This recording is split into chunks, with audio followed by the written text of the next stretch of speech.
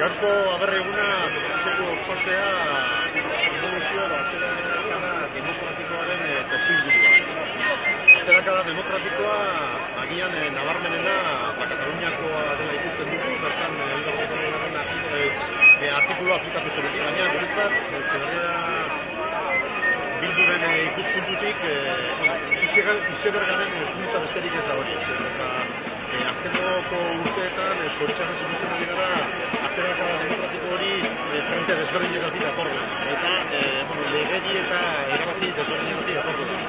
Ikusten ari gara zoritxarrez, hamarkadatan estatuan dauden nazio desberdinek hartutako edo onartutako estatusa zalantzan jartzen dela, eta baita hamarkadetan borroka gogorrez irabazitako eskubide zibil eta sozial asko zalantzan jartzen direla, eta zentzu horretan, azkeneko asteotan ikusten ari diren pentsioen afer guzti hori.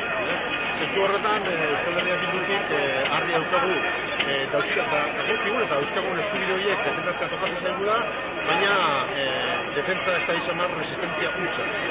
Uste dugu aurrera pausoak eman ditugula, uste dugu aurrera pausoak askatasunak eta eskubideak bermatzeko, eta zentzu horretan eskaera bat egiten diegu gizarte zibilari, eragile politiko eta sozial guzti eta gizarteari orokorrean ere, denon artean adostasunez aurrera pausoak eman ditugula, zen Euskal Herria Bilduren ustez, argi daukaguna da, gure eskubide zibil eta politika defendatzeko modu bakarra Euskal Errepublika propio esatea da.